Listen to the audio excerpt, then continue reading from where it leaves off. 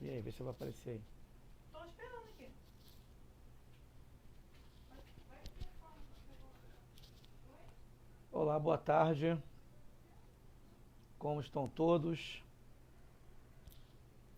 Bom, dado algumas imperícias tecnológicas aqui da minha parte, estou começando com um pouco de atraso. Espero que estejam me ouvindo bem.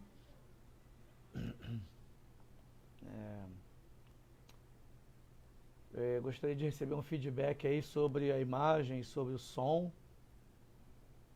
Né? Bom, de qualquer forma, vamos seguir. Né? Estou falando aqui da página do Escritório Nacional da ANAM, Associação Nacional da Advocacia Negra. E o Escritório Nacional da ANAM abriu essa oportunidade para que possamos falar sobre os assuntos mais variados, né, que digam respeito à nossa sociedade. Então, já tivemos aqui assuntos voltados para palestras voltadas para arquitetura, área médica, questões raciais, adoção, né, adoção aí, a doutora Ângela, tratando aqui sobre o tema da adoção. Tem Então, som aqui. tá sem som aí? Não, tá. Foi. Então, tivemos aqui muitos outros temas, os assuntos mais variados, né, que os advogados e outros profissionais trouxeram aqui para compartilhar com vocês. E eu me propus a compartilhar um tema que é de grande importância para os estudantes de direito, mas não só para estes, né, também para os concurseiros em geral e para o profissional da advocacia, que trabalha, atua nessa área. Né? Então, deixa eu me apresentar. Né?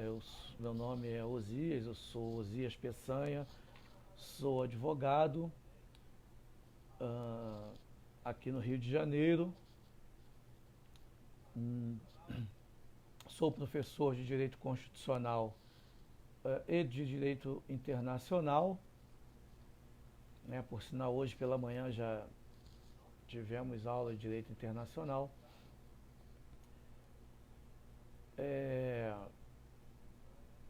E com esse propósito eu trago um tema que tanto está relacionado ao direito constitucional, no que tange aos direitos fundamentais, como também está relacionado ao direito internacional, né, que é o tema nacionalidade, com base aí nas inovações que a nova lei de imigração, a lei 13445, trouxe para o nosso sistema jurídico. A lei 13445, ela substituiu o antigo Estatuto do Estrangeiro, que era a lei anterior.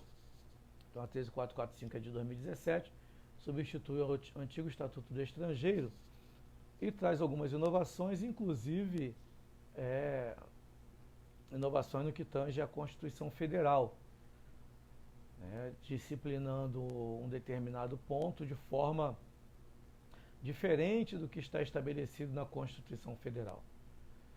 Então, a Constituição Federal, ela estabelece ali, ela regula a questão de nacionalidade no artigo 12, nós vamos encontrar lá na Constituição, artigo 12, no inciso 1, tratando sobre a nacionalidade originária, no inciso 2, tratando sobre a nacionalidade derivada. Nacionalidade originária está falando do brasileiro nato, E a nacionalidade derivada está tratando sobre o naturalizado, né, aquele estrangeiro que adquiriu a nacionalidade brasileira. Então, a lei de imigração ela vai trazer tanto inovações no que tange à nacionalidade derivada, e aí sem atingir a Constituição brasileira, porque ela fez nada mais, nada menos que complementar o que já estava na Constituição. Então, no que tange à nacionalidade derivada, ou seja, o brasileiro naturalizado, né, a lei de imigração, ela regulamentou o inciso 2 do artigo 12.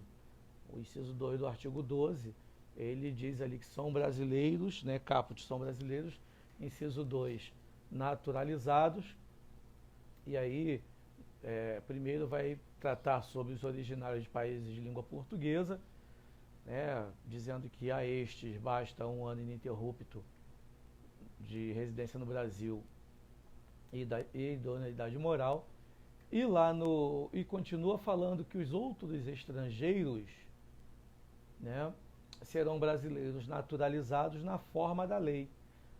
Quando fala na forma da lei, essa lei é exatamente a lei de imigração, é exatamente a lei 13.445 de 2017. Né? Então, ainda nessa parte aí da nacionalidade derivada, a lei 13.445 de 2017, ela desdobrou essas questões sobre naturalização. Então, criou lá as hipóteses, né, de naturalização ordinária, que é exatamente aquela que vai cumprir os requisitos que estão estabelecidos na lei. Criou também a hipótese de naturalização extraordinária, ou melhor, ela não criou, ela fez um copia e cola aí em relação à Constituição, né, o inciso 2 do artigo 12, letra B. Então, a naturalização extraordinária é um copia e cola da Constituição, da letra B, né, que diz que são brasileiros naturalizados os estrangeiros de qualquer natureza, desde que tenham residência fixa no Brasil por mais de 15 anos, sem condenação penal, desde que requeira. Então, esse texto está lá na Constituição, e a 13.445 ela reproduziu o mesmo texto, né, no corpo da lei. Então, até aí tudo bem, não houve nenhuma novidade. Algumas novidades sem atingirem a Constituição, ainda no campo da naturalização, da nacionalidade derivada, né, a naturalização.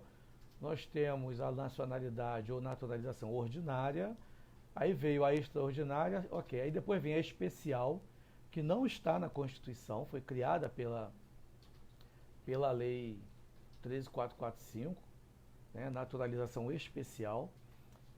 Mas até aí tudo bem, porque também a Constituição não vedou, não trouxe nenhum dispositivo específico quanto à naturalização especial. Então, na sua regulamentação, e com o propósito de aumentar, de ampliar a garantia constitucional desse direito fundamental, que é a nacionalidade, então a lei ela trouxe a naturalização especial. Então, a naturalização especial é aquela que vai ser atribuída à pessoa que seja cônjuge ou companheiro ou companheira do representante diplomático do Brasil lá no exterior. Se nós voltarmos um pouquinho, a naturalização ordinária, ela vai exigir, um dos requisitos da naturalização ordinária é a residência em território nacional pelo prazo de 4 anos. Então, qualquer estrangeiro que não seja originário de país de língua portuguesa, porque os originários de país de língua portuguesa estão lá na Constituição 12.2a e diz lá que é 1 ano ininterrupto, né, 1 ano de residência no Brasil. Então, originário de país de língua portuguesa, 1 ano. Os demais estrangeiros, para que eles possam requerer a naturalização brasileira, eles precisarão, como ordinária, como regra geral, ter residência em território nacional pelo prazo mínimo de 4 anos. Né? Então, naturalização ordinária, pelo menos 4 anos no Brasil. Aí ele ganha o direito de pleitear a naturalização brasileira. Vejam bem, não é o direito ainda à nacionalidade brasileira. Ele tem o direito de pedir a nacionalidade brasileira.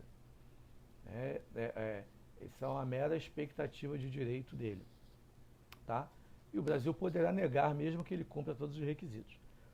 Mas enquanto a naturalização ordinária tem como requisito a permanência no Brasil, a residência no Brasil pelo prazo mínimo de 4 anos, a especial, que é destinada ao cônjuge ou companheiro de brasileiro representante diplomático lá no exterior, né, ela vai abrir mão, né, não há essa exigência de residência no Brasil. E tem um certo sentido, né? Lá na especial, que está disciplinada no artigo 68 da lei, né, diz assim: a naturalização especial poderá ser concedida ao estrangeiro que se encontre em uma das seguintes situações. Inciso 1, seja cônjuge ou companheiro, né, há mais de 5 anos de integrante do serviço exterior brasileiro em atividade ou de pessoa a serviço do Estado brasileiro no exterior. A hipótese aqui é: a pessoa é cônjuge ou companheira do brasileiro, esse brasileiro está prestando serviço lá no exterior, né? Então essa pessoa que é cônjuge do brasileiro, é estrangeiro, cônjuge de brasileiro ou brasileira, ou companheiro, está vivendo com o brasileiro ou com a brasileira lá no exterior. Então já está lá há pelo menos 5 anos. Essa pessoa deseja ter a nacionalidade brasileira. Ora, se fosse exigir dessa pessoa o que está na naturalização ordinária, exigiria que essa pessoa viesse a residir no Brasil, permanecesse aqui por mais 4 anos, para só depois pleitear a naturalização brasileira. O fato é que, como essa pessoa já está vivendo com o brasileiro, esse brasileiro está lá no exterior a serviço do Brasil, então ele não pode vir residir no Brasil. Né? Se ele não pode vir residir no Brasil, o cônjuge também não pode. Então o cônjuge também está lá com essa pessoa. Então o legislador entendeu por razoável, né, já que essa pessoa é obrigada a conviver no exterior, tá? Não pode vir para o Brasil porque ela é cônjuge de um brasileiro ou de uma brasileira que está no exterior a serviço do Brasil. Então, autoriza essa pessoa que ela seja, que ela tenha o direito a pleitear a naturalização brasileira, mesmo sem vir residir no Brasil. Então, ela ainda lá no exterior, né, não cumpriu o requisito aqui dos 4 anos que são pedidos lá na naturalização ordinária, não precisará cumprir esse requisito porque ela já está convivendo com o brasileiro no exterior que está a serviço do Brasil. Né? Então, é uma novidade aí trazida pela lei de imigração, né, que não está na Constituição, mas também que não há nenhum conflito, aparente conflito, nenhuma violação ao dispositivo constitucional. O artigo 68 traz ainda a hipótese de naturalização especial, aquela pessoa que seja ou tenha sido empregado em missão diplomática ou em repartição consular do Brasil por mais de 10 anos ininterruptos. Então aí também uma facilidade para essa pessoa que já serviu ao Brasil, né, por mais de 10 anos ininterruptos, não vai exigir dessa pessoa também a residência fixa aqui no Brasil por pelo menos 4 anos. Então, aí a naturalização especial, uma novidade da lei. Eu registro aqui a presença da doutora Ferla Belisário, da doutora Maria do Carmo, do doutor Estevão, do Carlos Belisário, da Regina Spala, da Joana Clara, né? Então, presenças ilustres aí prestigiando, né, o nosso trabalho aqui. Então, o artigo 68 da lei, eu estou examinando a lei 13.445, então para quem é concurseiro, para quem é estudante de direito, para quem tem contato aí, proximidade com estrangeiros, né, que queiram adquirir a nacionalidade brasileira ou naturalizar-se brasileiro, né, estamos tratando aqui exatamente desses pontos. Tá? Um ponto aí que é próximo da Regina Spala é o que tange a naturalização dos originários de países de língua portuguesa, né? Rosane Lelono aí também, tudo bom, Rosane? Os originários de países de língua portuguesa, eu já havia falado antes, a eles a Constituição disse que basta 1 ano ininterrupto no Brasil e idoneidade moral, esses aí gozarão do direito a pleitear a naturalização brasileira ou a nacionalidade brasileira. Então, dito isso, né, já vimos a naturalização dos originários de países de língua portuguesa, naturalização ordinária, que é para os demais estrangeiros, né, e aí tem alguns requisitos, tem 4 requisitos aqui, mas eu destaquei o requisito do tempo 4 anos, pelo menos ininterruptos. Chamei atenção para a naturalização especial, né, que essa sim é uma novidade aqui, mas tem uma outra novidade trazida pela lei, que é a naturalização provisória. Né? A naturalização provisória é uma naturalização que pode ser concedida ao migrante criança ou adolescente que tenha fixado residência em território nacional antes de completar 10 anos de idade. Então, essa criança ou esse adolescente, se ele fixou residência no Brasil antes de completar 10 anos de idade, ele ainda menor, ele poderá, né, ter a nacionalidade brasileira. É uma nacionalidade denominada provisória. Tá? Por que provisória? Porque diz a lei que após completar 18 anos, essa pessoa terá 2 anos para manifestar o interesse em permanecer brasileira. Então, a hipótese, a criança veio para cá antes de completar 10 anos de idade, fixou residência aqui. Ainda menor, sendo criança ainda, ou adolescente já, ela pode adquirir a nacionalidade brasileira, mas ela gozará dessa nacionalidade brasileira até os 18 anos de idade. Por quê? Porque quando completar 18 anos, ou seja, quando atingir a maioridade civil, ela vai precisar manifestar o desejo de continuar com a nacionalidade brasileira. Por isso ela é denominada naturalização provisória. Porque ele precisa se manifestar quanto a esse desejo. É o que está lá no artigo 70, parágrafo único da lei. Então, se ele não se manifestar, né, como regra, ele perderá a nacionalidade brasileira, tá? Como regra. Então, ele precisa se manifestar o desejo de continuar, né, com a nacionalidade brasileira. Então, a nacionalidade aí provisória.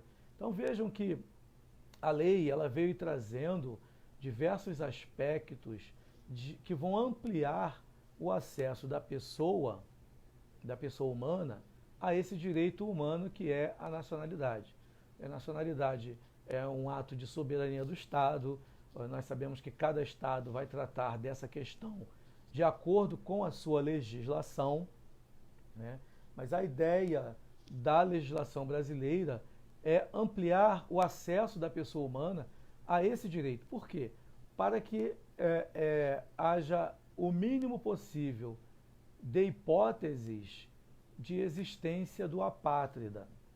Quem é o apátrida? Bom, o apátrida é aquela pessoa que não tem pátria, né? É aquela pessoa que não está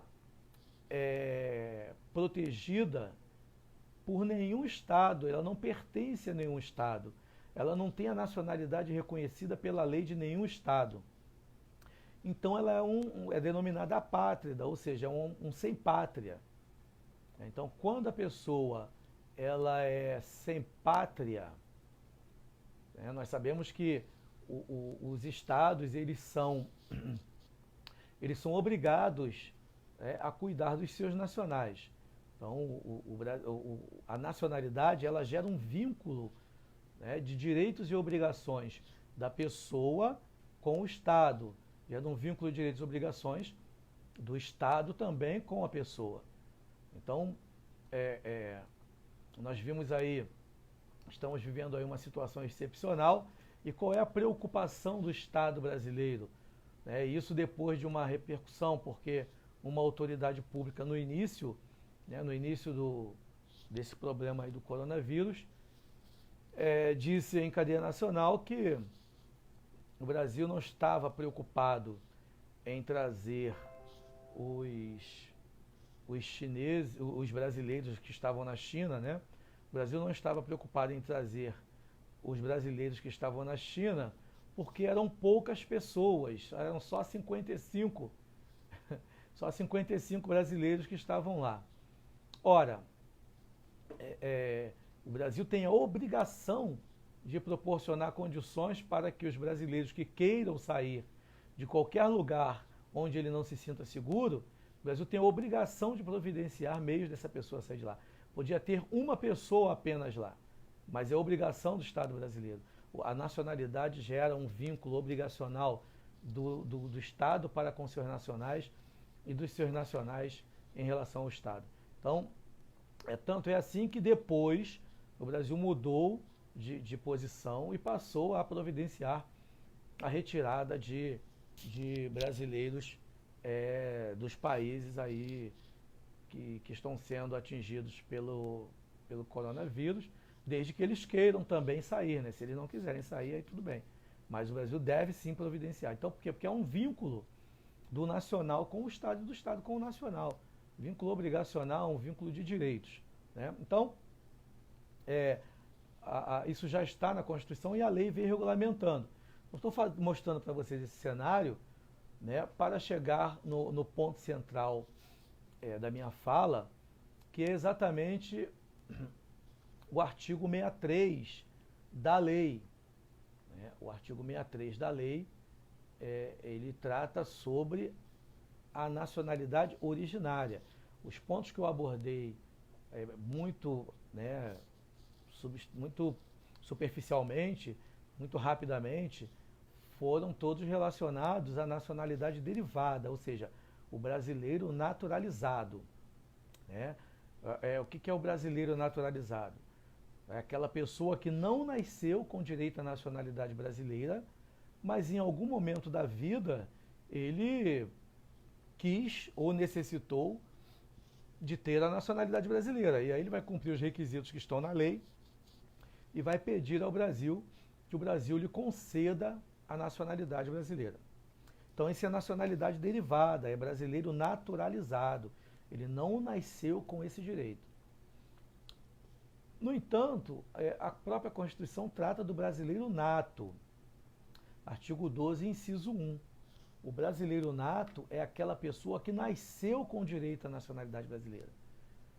Os critérios que estão estabelecidos aí no inciso 1 são os critérios que nos dizem que, se a pessoa nasceu dentro de um daqueles critérios ali que estão no artigo 12, inciso 1, ela já nasce com direito à nacionalidade brasileira. Aí vejam bem, ela não vai pedir a nacionalidade brasileira.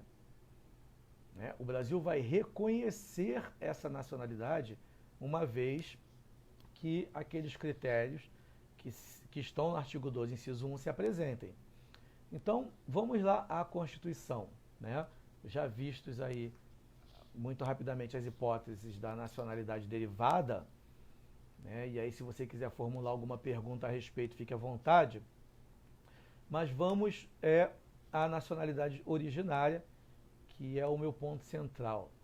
O artigo 12, inciso 1 da Constituição diz assim: são brasileiros natos, né? Brasileiros natos, então, aqueles que vão nascer já com direito à nacionalidade brasileira. E aí, inciso 1, letra A, os nascidos no solo brasileiro, mesmo que de pais estrangeiros, desde que nenhum deles esteja a serviço do seu país. Então, a hipótese aí é: o estrangeiro está aqui no Brasil, os pais são estrangeiros, estão aqui no Brasil, estão aqui passeando, morando, trabalhando, mas não a serviço do país deles, né? Estão aqui por qualquer outro motivo, e aí a criança nasce aqui no solo brasileiro, né? Quando a Constituição fala, desde que nenhum deles esteja a serviço do seu país, esse a serviço do país aí é emissão oficial, é o representante diplomático, o agente diplomático, está aqui em nome do Estado dele, né? Então, se ele está aqui no Brasil, mas está em nome do Estado, está representando o Estado, então a criança pode nascer aqui, mas não goza da nacionalidade brasileira, vai ter a nacionalidade daquele país que está sendo representado aqui. Agora, se o filho dos estrangeiros nascem aqui e estes não estão a serviço do seu país, estão aqui por qualquer outro motivo, aí essa criança já nasce com direito à nacionalidade brasileira.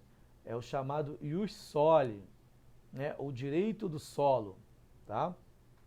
Então essa criança nasce com direito à nacionalidade brasileira, os pais vão pegar e registrar essa criança lá no cartório de registro civil das pessoas naturais.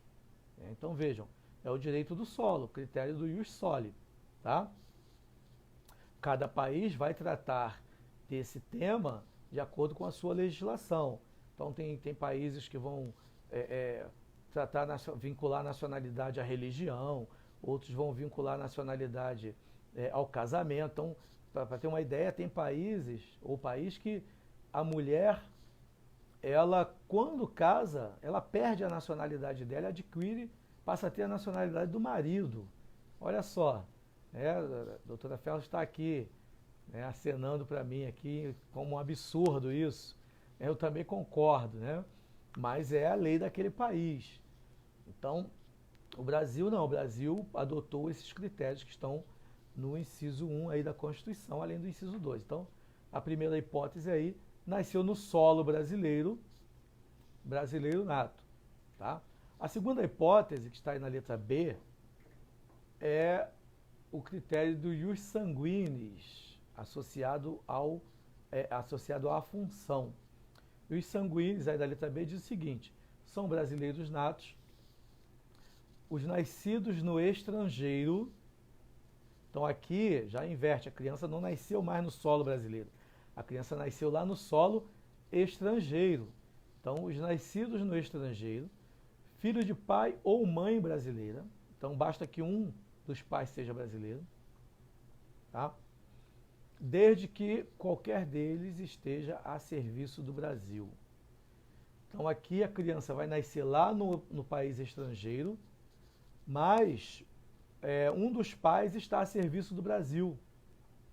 Se está a serviço do Brasil, está lá fora representando o Brasil, essa criança já nasce com direito à nacionalidade brasileira, embora tenha nascido no exterior, tá? Então, é aí também uma hipótese de brasileiro nato, ok?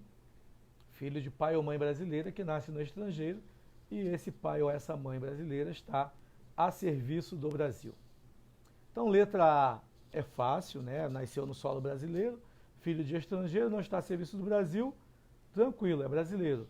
Letra B também é fácil, nasceu no estrangeiro, pai ou a mãe brasileiro está a serviço do Brasil, essa criança é brasileira, né? Aí vamos para a letra C. E a letra C geralmente é o que cai em provas, né? Você está pensando assim, é fácil letra A, é fácil letra B, então vai cair na prova. Pode até ser que caia, mas normalmente o que cai na prova é a letra C. Porque a letra C diz assim: são brasileiros natos os nascidos no estrangeiro, filhos de brasileiros, desde que seja registrado em repartição brasileira competente no exterior. Então, essa é a primeira hipótese da letra C. Eu sempre recomendo lá para os meus alunos que, quando formos ler o dispositivo legal, precisamos ler com calma, né? Precisamos respirar na vírgula, né? Então, aí um grande exemplo aí no artigo 12, inciso 1, letra C, de que devemos respirar na vírgula. Por quê? Porque diz assim: são brasileiros natos, os nascidos no estrangeiro, de pai ou mãe brasileira, não a serviço do Brasil, desde que seja registrado em repartição brasileira competente. Então, essa é a primeira hipótese. Então, a criança nasceu no estrangeiro, o pai ou a mãe é brasileiro ou brasileira, está lá no exterior, não a serviço do Brasil, está passeando, está morando lá, trabalhando em qualquer outra atividade, está fazendo qualquer coisa lá, mas não está a serviço do Brasil. A criança nasceu lá, né? Se a criança nasceu lá, essa criança já nasce com direito à nacionalidade brasileira. Porém, precisa, num primeiro momento, que os pais pratiquem esse ato. Qual ato? Se dirigirem à repartição brasileira competente no exterior, que pode ser o consulado, a embaixada ou qualquer outra repartição que o Brasil diga que é competente, e registre essa criança lá como brasileira. Então, embora tenha nascido no exterior, é também um brasileiro nato. Ok? Então, essa é a primeira hipótese. Aí vem a segunda hipótese, né? Aí diz assim, ou, tem um ou aí na lei, e vai dizer assim, venha residir no Brasil e opte a qualquer tempo, após atingida a maioridade, pela nacionalidade brasileira. Então, estamos ainda na Constituição, né? Artigo 12, inciso 1, letra C da Constituição. Então, lá no artigo 12, inciso 1, letra C, vai dizer que são brasileiros natos os nascidos no estrangeiro, filho de pai ou mãe brasileira, que não está a serviço do Brasil, desde que registre na repartição brasileira competente, ou, aí é importante, né? Atenção aí nesse ou venha a residir no Brasil e opte, após atingir a maioridade, a qualquer tempo, pela nacionalidade brasileira. Então é aqui que entra o nosso ponto de divergência ou de discórdia. Por quê? Porque a lei de imigração, ela vai trazer um texto diferente, um texto que vai contrariar a Constituição Federal. Quando eu falei sobre a nacionalidade derivada, até então os textos da lei não estavam contrariando a Constituição Federal. Mas agora, no que tange a nacionalidade originária, e nesse ponto da opção, a lei vai dizer o seguinte: o filho de pai ou de mãe brasileiro, nascido no exterior e que não tenha sido registrado em repartição consular, poderá, a qualquer tempo, promover a ação de opção de nacionalidade. Então vejam só, né? Nós estamos tratando aí do critério de opção, ou do critério da opção pela nacionalidade brasileira. A hipótese aí é o filho de pai ou mãe brasileira, que está lá no estrangeiro, a criança nasce no estrangeiro, tá? Esses pais não estão a serviço do Brasil, a criança nasceu no estrangeiro, não foi registrada na repartição brasileira competente quando nasceu, ou seja, então ela não tem ainda reconhecida a nacionalidade brasileira, tá? E aí diz a Constituição, ela poderá ter essa nacionalidade brasileira reconhecida? Sim. Se vier a residir no Brasil e a qualquer tempo, após atingir a maioridade, optar pela nacionalidade brasileira. Mas a lei fala assim, sim, se vier a residir no Brasil e optar a qualquer tempo pela nacionalidade brasileira. Notem que a Constituição, ela exigiu que essa opção fosse feita após a maioridade. A lei não exige maioridade para fazer opção. Né? A lei diz a qualquer tempo. Então, pela lei, né, essa opção pode ser, inclusive, menor. Um menor de idade pode fazer. Né? Pela lei, a pessoa não precisa atingir os 18 anos para fazer a opção pela nacionalidade brasileira. Nessas condições aí do critério da opção. Pela Constituição, a pessoa só poderá fazer a opção após atingir a maioridade. Então nós temos aí a Constituição Federal, né, que exige a opção apenas após a maioridade, ou que exige a maioridade para fazer a opção, e temos a lei que não exige maioridade para fazer a opção, e nos diz que a opção pode ser feita inclusive pelo menor. Ora, qual norma deverá ser aplicada? A Constituição Federal, que é a nossa norma maior, ou a lei, que é uma lei ordinária, que é uma norma infraconstitucional e, portanto, está formalmente abaixo da Constituição. Né? Qual que nós vamos aplicar aí para resolver essa questão?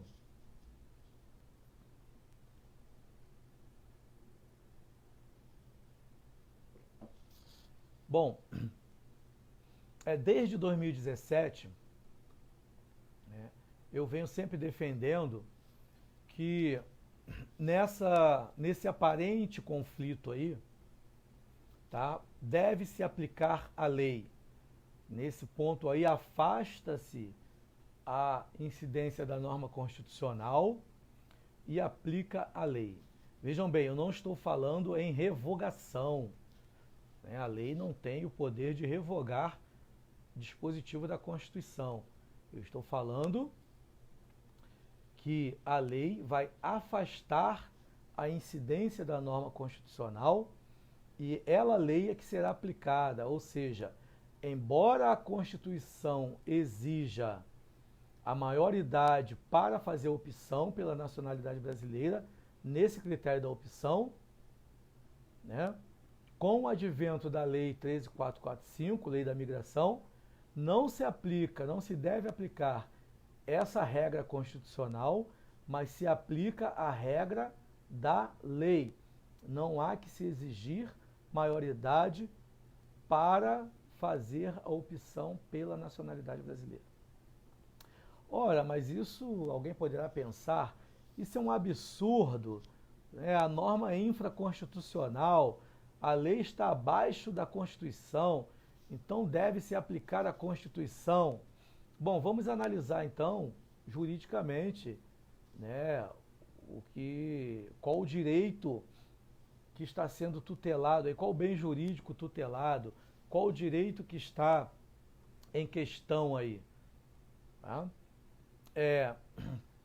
Eu iniciei minha fala, né, dizendo que a nacionalidade é um direito humano, é um dos itens dos direitos humanos. Né? Então, nós estamos tratando aí sobre direitos humanos. Tá? A Constituição Federal, lá no artigo 5º, parágrafo 2º, diz assim: os direitos e garantias fundamentais expressos nesta Constituição, ou expressos neste capítulo, aí, no caso do artigo 5º, não excluem outros, oriundos do regime por ela adotado, do sistema, dos princípios, né, dos tratados, etc. Então, o que essa norma que está lá na Constituição, parágrafo 2º do artigo 5º está nos dizendo é que existem os direitos fundamentais que estão no artigo 5º da Constituição, mas aquele rol não é um rol taxativo, é um rol exemplificativo, ou seja, existem outros direitos fundamentais fora do artigo 5º da Constituição, né? E aí eu posso dar N exemplos para vocês, por exemplo, o artigo 150, que trata do Sistema Tributário Nacional, as limitações ao poder de tributar do Estado, aquilo ali é direito fundamental, né? De proteção ao indivíduo. Se nós não tivéssemos a proteção do artigo 150 da Constituição, iríamos acordar todos os dias com um novo tributo aí a nos assolar. Então, o artigo 150 é também direito fundamental, é cláusula pétrea, né? Entre outros direitos fundamentais espalhados aí pela Constituição. O artigo 228 da Constituição, quando trata ali da inimputabilidade do menor de 18 anos. Então, vejam bem, o que o parágrafo 2º do artigo 5º disse é: os direitos e garantias fundamentais expressos, né, no artigo 5º não excluem outros, e outros vão estar espalhados pela Constituição. E mais, né, não excluem outros oriundos do regime por ela adotado, dos princípios, né, dos tratados, etc. Significa dizer que nós teremos direitos e garantias fundamentais, inclusive fora da Constituição. Tá? Teremos direitos e garantias fundamentais, inclusive em leis ordinárias, em tratados internacionais, etc. Né? Diante disso, né, eu chego à conclusão, isso me leva à conclusão, né, esse é um dos pressupostos que vai me levar à conclusão de que quando o artigo 63 da lei diz que não é necessário, não é exigência ter a maioridade para fazer a opção, né, significa dizer que, a partir de então, eu aplico a lei, porque isso é um daqueles direitos e garantias fundamentais fora do rol da Constituição, né, eu aplico a lei e afasto a incidência dessa norma. E mais, né, o que o artigo 63 está fazendo, ele está ampliando a garantia constitucional. Eu disse para vocês antes que um dos motivos da Lei 13.445 é evitar a existência do apátrida, né? É ampliar o acesso da pessoa a esse direito fundamental que é a nacionalidade. Então, o artigo 63, ele vem ampliar o acesso a esse direito fundamental da pessoa. Por quê? Porque a Constituição exigia maioridade, a lei não exige maioridade. Então, a lei está trazendo uma garantia fundamental maior do que a Constituição. Né? Mas por que você chega a essa conclusão que deve se aplicar a lei? Tem um outro fundamento. Né? Tem um outro fundamento. O artigo 5º, inciso 67 da Constituição, se eu não estiver enganado aí, a minha Constituição não está aqui à mão agora, deixa eu pegar aqui. Minha Constituição, o artigo 5º, inciso 67, vou só conferir se é o inciso 67 mesmo.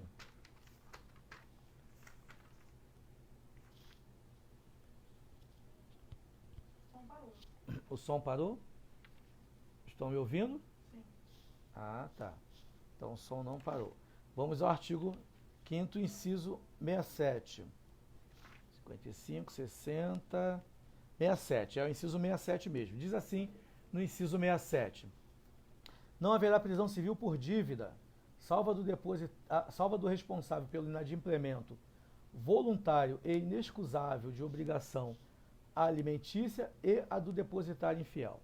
Então, nós sabemos, né, a regra no Brasil é a prisão penal, né, prisão em razão de violação à legislação penal, né, cometimento de crimes, essa é a regra da prisão, desde que respeitados lá os limites legais. Mas existem previstos na Constituição duas situações em que poderá haver a prisão civil. Tá? Que duas situações são essas? A do depositário infiel e a do devedor de alimentos. Ora, devedor de alimentos, todos sabemos a quem está se referindo, né? É a pessoa, seja o homem ou a mulher, que tem a obrigação de pagar a pensão alimentícia para o seu dependente e não o faz. em não o fazendo e essa inadimplência sendo inexcusável, essa pessoa poderá ser recolhida à prisão. Essa prisão é a chamada prisão civil do devedor de alimentos. A outra hipótese que está aí na Constituição é a prisão civil do depositário infiel. Quem é o depositário infiel? De forma assim bem resumida, o depositário infiel, como exemplo, é aquela pessoa que comprou um veículo, comprou um automóvel financiado, deixou de pagar as prestações, né?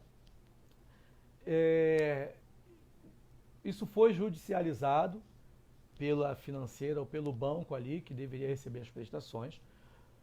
Uma vez judicializado, o juiz vai chamar a pessoa do devedor, essa pessoa do devedor que, em tese, né, quem está de posse do veículo, poderá ser declarada pelo juiz como depositário do bem.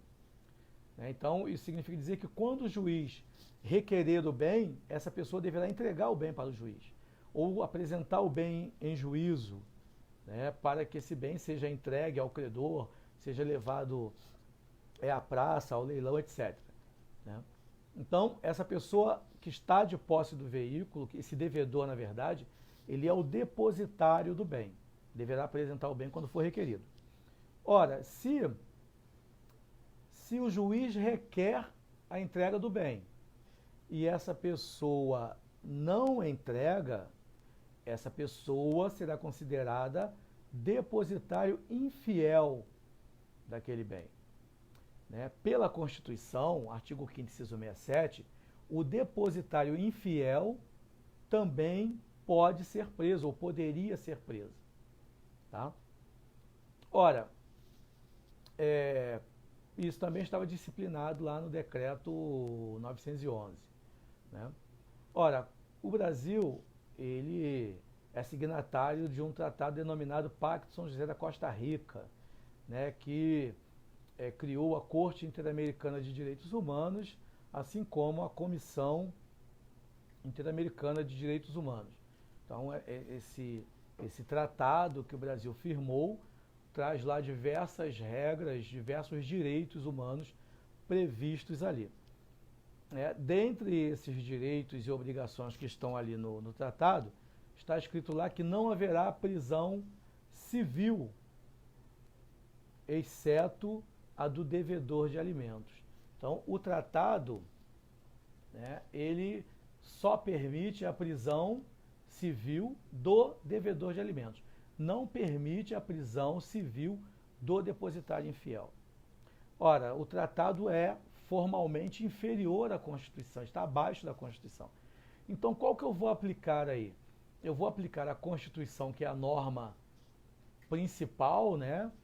Ou eu vou aplicar o tratado, que é uma norma formalmente infraconstitucional. Vejam bem, o que o tratado está fazendo? O tratado está ampliando a garantia fundamental. Havia duas possibilidades da pessoa ser presa civilmente, depositário infiel e devedor de alimentos. O tratado me diz que só existe uma possibilidade da pessoa ser presa civilmente, apenas o devedor de alimentos. Então, o que ela está fazendo aí? Ela está reduzindo as hipóteses de restrição da liberdade da pessoa. Em outras palavras, ela está ampliando a garantia fundamental. Uma vez que o tratado está ampliando a garantia fundamental, né, em que pese ele estar contrariando o que está na Constituição, aplica-se o tratado e afasta essa regra que está lá na Constituição. Então, a partir dessa interpretação que o Supremo Tribunal Federal deu ao Pacto de São José da Costa Rica, nesse dispositivo, não há mais que se falar em prisão do depositário infiel. Por quê? Mas não está na Constituição? Está.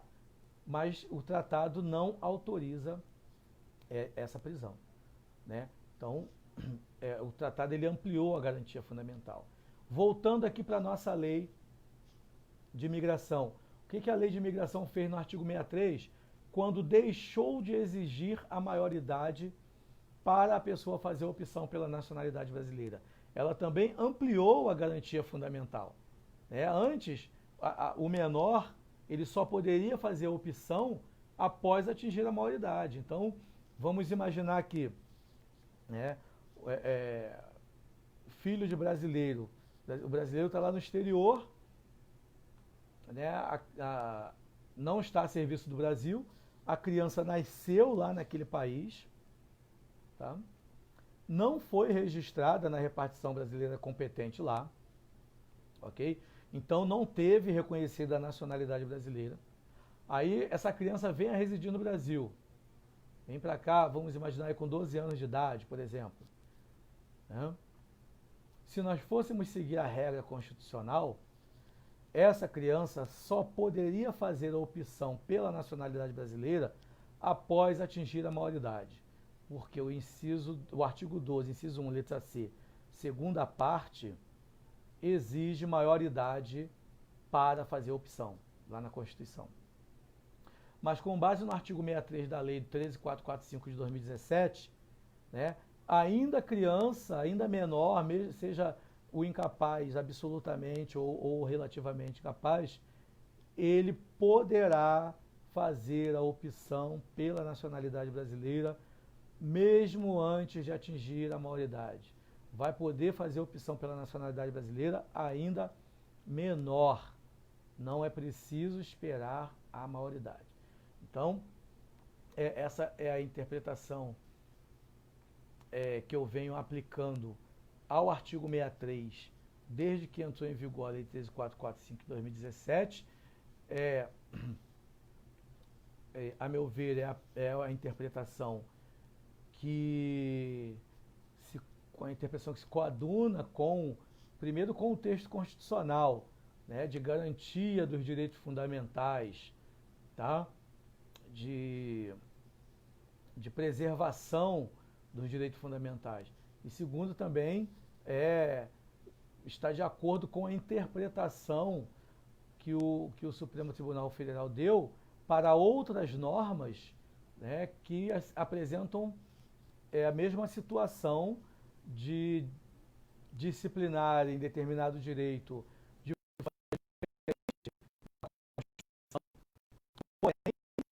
aí uma maior garantia fundamental, tá? E ainda com base também no espírito da Lei 13.445, que é a Lei de Imigração, que tem como propósito, né, uma maior proteção à pessoa humana, né, dentre outros propósitos, né, uma maior proteção à pessoa humana no que tange à nacionalidade, esse direito fundamental à nacionalidade, né? Então, o artigo 63 aí, que não exige a maioridade, artigo 63 da lei, vai afastar a incidência do dispositivo constitucional que exige a maioridade e passa a ser aplicado o artigo 63. Tá? E para corroborar isso, o que eu disse de que o menor já pode fazer a opção, tá? Cadê aqui? Artigo 63. O filho de pai ou de mãe brasileiro nascido no exterior e que não tenha sido registrado em repartição consular poderá a qualquer tempo promover ação de opção de nacionalidade. E mais à frente, cadê?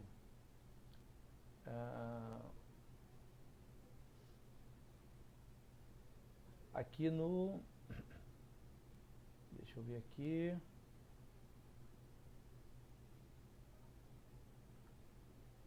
Artigo 70, 64, 63, isso aí. Então, o artigo 63 tem essa particularidade, né? Ele afasta a incidência da Constituição. Alguns entendem que se trata de uma norma supralegal. O que é aquela norma supralegal? E aí eu defendo também que o artigo 63 é uma norma supralegal. A norma supralegal é aquela norma que formalmente ela é inferior, né, ela é infraconstitucional, tá? ela então formalmente ela é uma lei ordinária, porém materialmente, ou seja, o conteúdo da norma, a substância da norma, né, o direito que a norma protege, né, materialmente, ela é uma norma fundamental. Então, materialmente, ela está no mesmo nível dos direitos fundamentais.